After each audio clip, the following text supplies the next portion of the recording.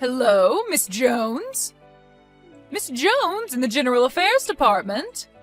Why are you not at your desk? There is something urgent that I need you to do, but you happen to be away just when I need you here. How useless can you be? What? Oh, it's Miss Smith from the sales department. I hope you're doing well. Hey, come back to your desk right now. We aren't done for the day yet. What are you doing, sneaking in a little bit of a break? You're 7 years older than me, but you are such a useless worker, I tell you. I'm sorry, but I was sent on an errand. What errand are you talking about? You know how our company is planning to have a barbecue party tomorrow? They asked me to go buy some ingredients for that. Oh, it's the one that President Huxley is going to host. He's a great one. He is considerate of his workers, and he is a kind, handsome man. And he's only 32 years old. I wonder if he has a girlfriend. What do you think? Miss Smith, I thought you had something urgent you wanted me to do. What? Oh my God, that's right. I should be back in about 30 minutes, so if you could leave a memo on my desk on what I should do, that would be great. If there is something I don't understand, I'll come to you and ask. Alrighty.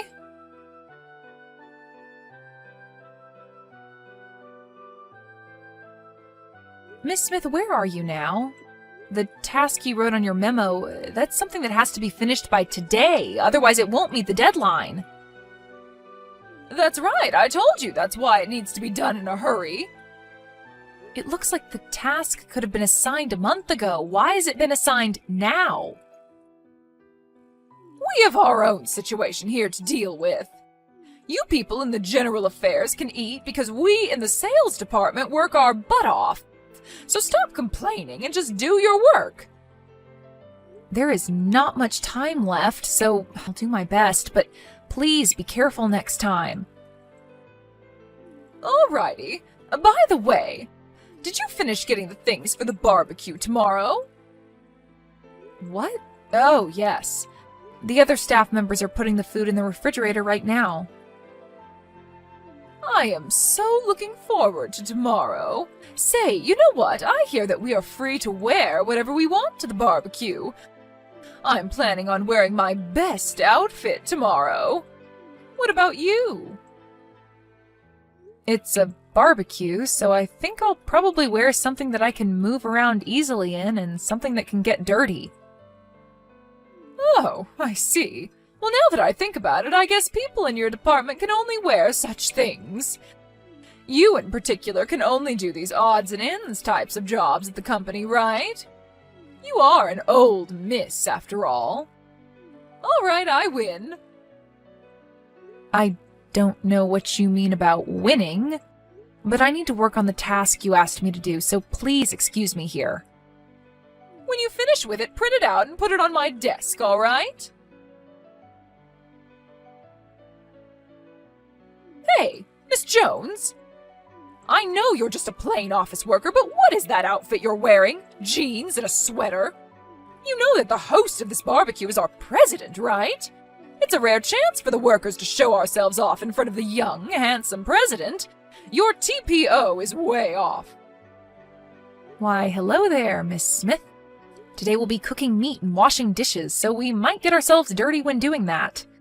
That's why I thought it best to avoid wearing a dress today. You don't understand anything. An event like today is a chance for people to become friendly with the president. Oh, I see. Oh, oopsies. Sorry, I guess you already know your place within the company. That's why you're wearing such a plain outfit. My place within the company?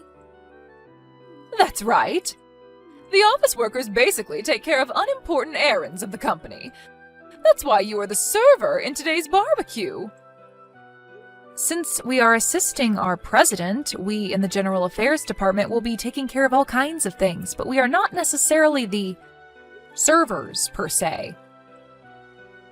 Then you can grill the meat for me. That's about the best you could do, old miss.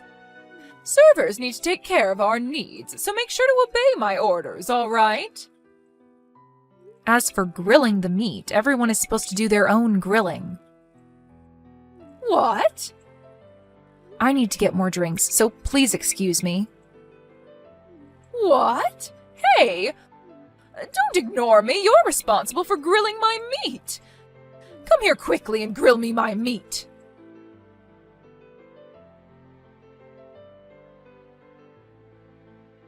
Hey, Miss Jones. I thought I couldn't find you, but then I see you talking friendly with our president. How does that happen? You're just an office worker. Mind your position. Stop trying to make yourself look attractive in front of the president. The only one who can go after him is me, because I work in the most important department in this company, the sales. I was serving him some drink just now, and we were getting on quite well. I just need a little bit of time, so don't get in my way. Get away from him right this moment.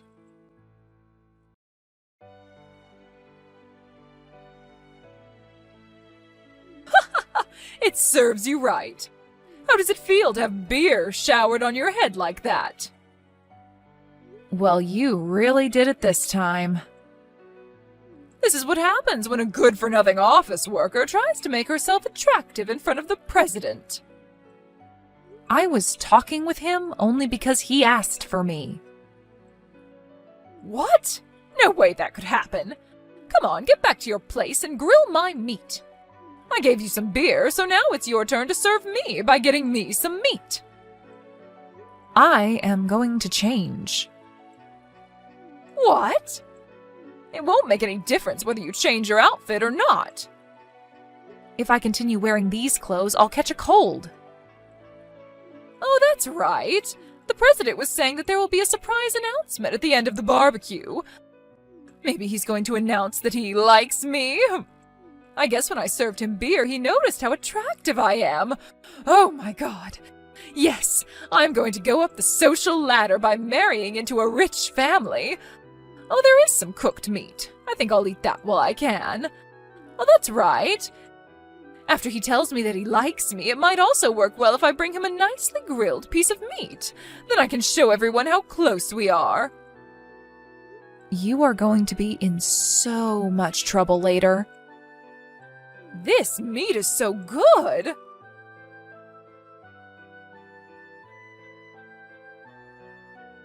What on earth? What was that surprise about? The president was saying that he would introduce his fiancée, so I thought he decided to skip the part about telling me that he liked me and go straight to getting engaged. I was surprised, but I quickly got my act together and braced myself. But why were you, Miss Jones, introduced? The engagement announcement was actually going to be in 2 months. What? But you showed how you were trying to get the president for yourself. That became obvious. What's wrong with that?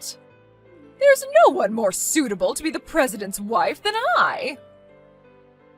Our president physically can't drink alcohol. What? That's what he was telling you, but you were so persistent. When he left his seat for a moment, you poured alcohol into his glass of tea. If I hadn't noticed that, he would have drank it and would have been carried off to the hospital in an ambulance. What? You mean that wasn't beer? He was telling you that he can't drink, so I think one could safely assume that that glass did not contain any alcohol. But I thought he enjoyed my company. The way you behaved made him think that you were quite dangerous. Also, the fact that you poured beer on my head was the last straw. That's why we decided to announce our engagement this evening, although it was a sudden decision. What the hell? Something is just not right. How can a plain old office worker get married to the company president? You're only given jobs that anyone could do. You only do boring work. The president and I have known each other since we were kids. We've been going out since I was around 20 years old. What? We used to work in different companies, but when it was decided that he was going to take over his grandfather's company, he thought it wouldn't be good if his future wife had no idea what kind of company he was going to take over. That's why I ended up changing companies. Well, I see. I guess anyone can do office work, so it's easy to change companies.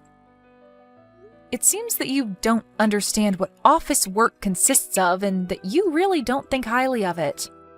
But I really don't want to be criticized by someone whose sales records are the worst in the department. Well, fine then. If the president is taken, I'll just look for someone else. Someone else? The managing director's son. I hear he's the president of a startup company. The managing director's son? That's right, I'll be able to marry into a rich family.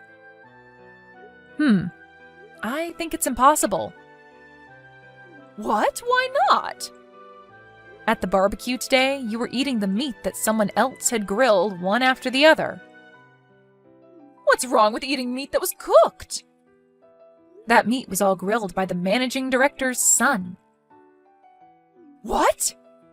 Family members could also participate in the barbecue today, so he was also there. I thought we were grilling our own meat, but there was a woman who kept on stuffing herself with the meat that I grilled one after the other. She was wearing this flashy dress that wasn't suitable for the occasion, he said. I think he was talking about you.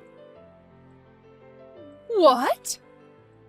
To begin with, I think you have other things to be concerned about right now. What? What are you talking about?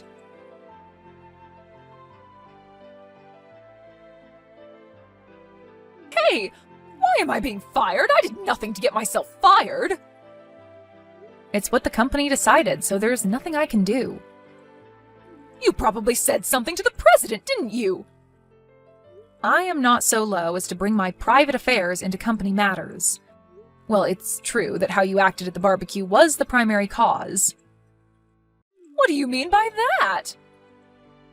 First, you poured alcohol into the president's glass, which could have seriously endangered his life. Second, that you poured beer on my head. Third, that you chose to ignore that rule about grilling your own meat and took other people's meat before they could eat it.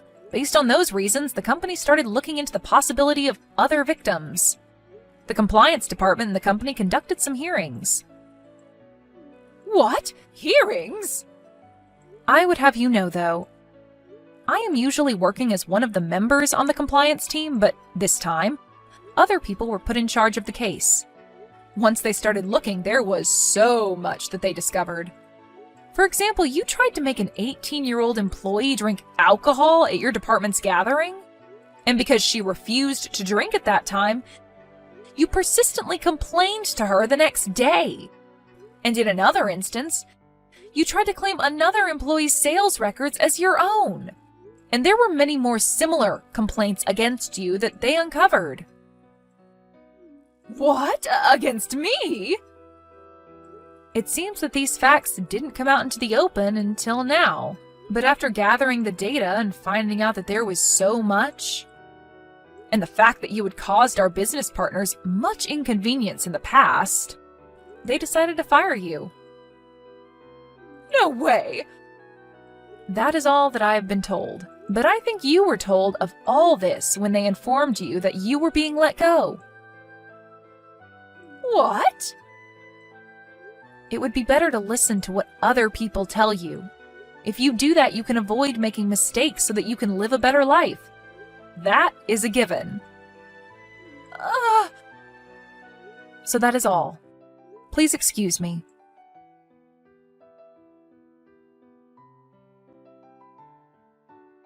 I was wondering why such a person could be in the much-respected sales department. The recently retired ex-manager of the sales department could not say no to someone he owed a favor to, so that's why she was able to join our company. I'm not sure what to make of that, but to put that matter aside for now, as for the matter of getting beer poured all over my head, I received consolation money from Miss Smith, although it was the minimum amount that would be expected in such circumstances, but I decided to drop the case after that. That is, the 18-year-old employee reported the case to the police. And so after having talked to the president, he decided to prioritize this case. As for Miss Smith, she got herself into deep debt as she had to pay for consolation money big time. So now, in order to pay back her loan, she's doing multiple hard jobs. Apparently, she is complaining, "Why me?" as she leads a very poor life.